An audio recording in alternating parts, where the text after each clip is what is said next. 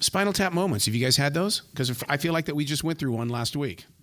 Yes, well, we live with that. Every gig, there's at least one or two Spinal Tap moments. So, yeah, we're familiar with it. So now I noticed that a lot of these moments usually occur because of the digital age, and yet as creative people, we seem to still embrace this digital age. Yes. You have to. You have no choice. But you're absolutely right. Very strange why we still use it, but... Well, it's a lot better than using an AI. That is true. Absolutely. Now, the last time we were together, I don't remember if I asked you guys how you're protecting yourself from these AIs, because, I mean, when an AI can go in there and copy Joe Rogan perfectly, if I were a musician, I would be absolutely horrified right now. Oh, my God, yeah. Especially as a vocalist like Janet, that's creepy. It is a scary thought because, voices are all so unique. Mm-hmm. And, you can be copied like that. Wow. Right. They can copy your voice, your face, what the hell? Yeah. Yeah. Really. Really scary. Wouldn't that have to start with Congress or somebody rewriting the copyright laws? Because I'd like to go back and see how they did it in the first place. Back when radio was doing its thing, and we had all these copyright laws. We had payola laws and plugola laws and things like that. Because we're really headed into an area that's very dangerous for creative people. They're going to have to. There's going to have to be regulations, heavy regulations and laws. Otherwise, it's going to be just a mess. Mm-hmm. Would it be helpful for you guys to have an AI when you're waking up in the middle of the night? You let that AI do the work, and while you guys wake up and say, "Well, that wasn't a bad idea. Good job, AI." Yeah, plug it into your brain and record your cool nighttime ideas that always disappear in the morning. Yeah, that'd be awesome. Speaking of those brain songs, how is it that you guys are able to trust yourselves to go from, because a lot of music plays in my dreams, but to take it to the actual recording device, my God, how do you guys find that trust in yourself to say, that's exactly what I was dreaming about? Well, it never is. No, it's always a variation of it. Because I'll be sitting there, walking, it'll be the afternoon, going to the gym or something like that, and I hear a rhythm in my head, and I'm like, oh, I got to go home, and write that on guitar. And never, by the time I get home, I always forget. Yeah, it's always sort of, well, it was something like this. Right. The good thing is now we have the cell phones that can record audio easily, so at least you can hum something into your cell phone and record it and try to use that to go back to. But even then you have to translate what you were thinking, because you don't have a guitar on you and keyboard, everything everywhere you go. So it's like, was that supposed to be a guitar lick or was that a vocal melody? I don't know what that is. But eventually a lot of times it'll kind of come back. Like I had an idea in an airport once and I had no way to record it. So I did a little vocal thing into the phone. And then, I listened to it later and it was like, I have no idea what that was supposed to be. And then the next day, all of a sudden it all came back. So you never know. I'm curious, Janet. I know that you and Justin have been working together and creating together for a long time. I actually met my wife at work, and people say, "How do you work together? That's horrible. I can't do that." But I found that she brought out the best in me in working. And so, Janet, I'm curious, what is it that Justin helps you do in your craft that makes you better, and especially on this album? Oh, it's funny because somebody said in a review the other day that I found my muse. Yeah. So I think we found that in each other, really. How lucky are you? That's my only question. No, to be able to work with her and create, I'm super jealous of you guys. I think my lucky stars every day. We've known each other now for about 10 years, and I don't think there's a day that goes by that I still am not grateful for that. I can tell too. In your music, it just comes through. It's really you guys rare because, obviously I've been doing this for a long time, and there's only a few people that I have had like a really, really intense creative relationship with.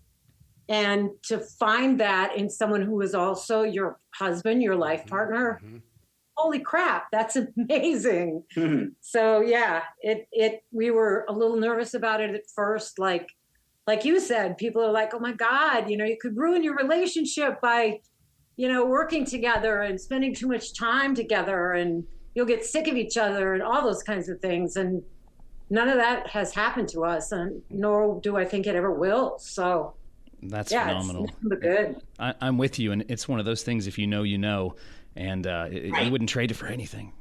So yeah, exactly. And we avoided it for a long time. When we first got together, we both knew we were musicians and capable of doing it, but we didn't want to go there because we were scared that, what if we do screw something up? But it did the opposite. It just brought us closer, and it's definitely one of the top things that we look forward to doing together. When did you build the trust level in the way? Because we're in a broadcasting class here, and so one of the things that I always share with these students is be careful with who you team up with, because the day they don't show up will be the day that you dump them. So I mean it's amazing how you guys are working together. When did you know it's like, dang, I'm not leaving this circle? It was an accident. I heard Justin playing a guitar riff that I really went, wow, that feels really good. So I kind of snuck in the room and just casually sat down, started humming a melody and, playing some little guitar with him. And it just came together. It just happened. So we didn't really have to talk about it. We didn't do anything like that. It just happened, which is probably the way that it's best, because that way we didn't have time to agonize over it or get nervous about it. It was just spontaneous. No expectations or anything. And before we knew it, we didn't have any plans after that. So we wrote a song together. Oh, wow. And then next thing we knew, every other day we were writing another song. And then soon enough, we had a full album, and it was like, holy crap, that was fun. Let's do it again. So what comes first, the chicken or the egg? In other words, like when it comes to the naming the album, did you have a concept first of what the album was going to sound like, or did the name of the album come out maybe halfway through? No, we have no idea when we sit down to write what's going to come out. There's no concept. There's no, it's just sort of, whatever you feel and whatever you're inspired to do. Yeah. So, once we get a few songs going, then it kind of starts to take shape a little bit. And then we kind of can figure out, okay, we need something like this, or this sounds too much like something we've already done, so let's not do that. Things like that, they just kind of happen as you go. Right. Anytime we've ever talked about, we need to make an album that's strictly blues or strictly this, it never happens. Yeah. We always just kind of dive in. And usually about 4 or 5 songs in, then we start getting the picture of, okay, this is kind of the sound of the album. Okay, we're missing one of these kind of songs. Let's try to shoot for one of these. And it grows from there. That you just open up my heart in the way that when I go in there and I listen to the music, because I'm one that really does like to break it down and to go in there and see if can I hear the second guitar? Can I hear the bass? How did the vocals come in on this, and how did the vocals time out to be with the drummer as well? Because to me that's how we, that if we were in our mother's womb, we would be listening to her heartbeat, and I truly believe it's the same thing with music. Yeah, absolutely, for sure. Yeah, it comes from a weird place. It's like thin air. It's very strange. And I'm so jealous of you guys being in that studio, because you get to break it down track by track. You can silence a lot of those tracks and just sit there and listen to those vocals or listen to that guitar. Absolutely. And what's cool we found is, because it's a double-edged sword, because we have the capability to kind of do as much as we want to a song. Sometimes you do too much to a song. Yeah. And it's great to go back and sometimes mute some things that maybe you laid down that at the time you thought were cool. And then all of a sudden you strip it down and go, oh, that's even better. Less is more. Yeah. Sometimes, we'll just be piling on guitar tracks. Like Justin will play a guitar track, and then I'll go, oh, I got this idea for this little jing, jing, jing thing. So then I'll pile another guitar part on top of it. And then Justin will pile another guitar part on top of it.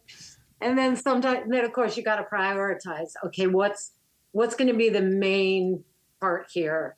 And where do we put everything else? A little off to the right, a little off to the left, to make sure that all the parts are working together and can be heard. But what's great about your music is the fact you talk about, overlapping the guitars. No, never once do I ever feel like that you've overcompressed the music. Oh, thank you. Yeah, that's a big compliment, because that's hard not to do. Yeah, very hard. And with this album, especially more than any of our other albums, that was a big focus at the end when it came down to the mastering of it, was to make sure we're not over compressing it, that there were dynamics there. And once that chorus hit, you kind of felt the song open up and go to another level and not be sterile sounding. Right. It has to breathe. And it's really easy to just compress it until there's no breath in it at all. Right. Everybody's concerned with, I want my master to be louder than everybody else's. You realize there's a certain point there that you're killing the music. You're taking away any feel that somebody's going to get from it. Yeah, to get it that loud, you got to squash the crap out of it. And then you lose all the dynamics and all the breath. Yeah. If you only knew what happens in radio when we do that, even though we have compression on the station, when you have a loud song, all of a sudden, most listeners won't get the beginning of that song because it's so loud that we have to turn it down and fade into it. Oh, I bet that's got to be a nightmare for you with radio. The first time you hear a song and it comes crashing in like that, you're going, "What the hell was that?" Yeah, and that's a great thing with like normalizing, and a lot of people don't even think about that. That most people, if they're listening to Spotify or iTunes, there's a feature in there that automatically kind of balances everything out unless you go in and turn it off, and everything's set to be an equal level. So there's no point in killing your music. Exactly, because they're going to do what they have to do anyway. Yeah. Why does it feel like that you guys know who we are while you're recording this? Because, I mean, when I'm listening to it, it's almost like you go, okay, this is how they're going to react. Well, it's funny you say that because we were about 3 songs in and we said, what is Arrow going to want to hear in this song? Let's talk about Arrow's life a little bit. We tried. What's that? You bring up a very interesting point. Well, what's Arrow doing? But because before class we were talking about how it seems like we're into this generation now where it's all about the storytelling, all about the whisper talk, and then here comes Janet. It's like, thank God we've got Janet. Yeah, I mean, obviously I've been around for a while, so I have a lot of experience with things, life and work and relationships and everything. So I kind of got a lot to talk about. I got a pool of experience to pull from. So hopefully, other people have had experiences in their life that they can relate to what we go through. When you're doing the videos and I see you guys looking at each other, that's authentic. I mean, it's amazing how I mean, it's like even though it's a video, it's a video, but to us on our side, we feel like we're watching you in a live performance. Oh, thank you. It's funny because we've had to tell ourselves sometimes on stage that, we are still performing. We're a rock band. We got to tame down the marriage stuff a little there's bit. An audience. We're going to be vomiting. But 9 times is pathetic. We can't help it. It's just who we are, and we're just so close to each other. And there's nothing more than spending time together that we enjoy. So, well, that's the thing. I mean, we're connected at all times, and it's so natural that sometimes we have to go, we just kissed on stage. Maybe we shouldn't do that. It's not very metal. Right, exactly. It's not very rock and roll. Hey, the Dalai Lama says that we've lived this life before. I mean, this relationship between the two of you. Have you lived this life before? It's possible. Yeah, I think so. It's almost creepy how much, we just gel with everyday life. I mean, we definitely have our differences from time to time, but more often than not, it's smiles and happiness and joy. All right, what kind of merchandise is going to be coming with this album? And because I really want fans to go onto your website, to follow you, to buy the merchandise. That to me is the moneymaker. Well, buying a physical CD is the best thing anyone could do. Mm-hmm. Because for one thing, it sounds a lot better. Yep. For another thing, it helps us out not streaming it, because streams, obviously, we don't get paid very much. Right. So buy a CD. That would be great. Where can they go to find out more about the band and to get their hands on that CD? Because, I mean, you have to have a store. I mean, it's not hanging out at Walmart, is it? That's true, yeah. JanetGardnerMusic.com is probably the best place because that'll have tour dates. It's got the merch store on there as well. Occasionally we'll throw stuff up on our social media page, which is Gardner James on Facebook. Yeah, and of course, you can go to Amazon or any major outlet for the physical CD, and they'll have it. Yeah. But we got T-shirts, 8x10s, and all those other little extras on the actual website. Speaking of that tour, when I have to go back to when you're mixing it with all the different guitars and things. How do you prepare the song that you've got in the studio today for that live performance? Because I mean, right there, you're going to have to do some serious editing as well, don't you? Or does every member in the band have to be retaught the song? Absolutely. I call it the Def Leppard syndrome with like Hysteria, where they recorded so many different guitar parts on those songs and they came out phenomenal. But yeah, you come to a point where when you play it live, what parts are important? What do you play because you can't possibly play 5 different guitar parts with 1 or 2 guitars. So we try to balance it out and try to figure out what is the core riff in that section, that shines with the vocals and and do I have to play on this song? Exactly. Yeah. You guys are Central Time. Does that mean that somewhere along the line you're going to make your way to the Carolinas? Absolutely. We actually were in South Carolina a couple months back and we did a rare acoustic show that's not a norm for us, but we're starting to come up with those. But there's talks of us coming back to South Carolina and we have yet to be to North Carolina. So hopefully that's in the works. We're on our agent's case about that. I hope so, because I really do want to sit down with you face to face and have some of this Southern sweet tea on a nice, beautiful day in the Carolinas. And we have a real honest to God eye-to-eye conversation. Oh God, Era, that would be great. Because like I said, you've been with us from day one. We've talked every album we've put out, and we would love nothing more than to sit face to face with you. Yeah, that'd be fun. All right, you guys are my witnesses, all right? I mean, you heard them say it, okay? Please come back to this show anytime in the future. You know the door is always going to be open for you. And that's the reason why we had to do this conversation again. I was like, the hell? Maybe the universe didn't want me to save that one, but we got this one, though. Yeah, great. It's always a pleasure talking to you. Thank you so much for having us. Well, you be brilliant, okay? You too. All right. Thanks, Arrow.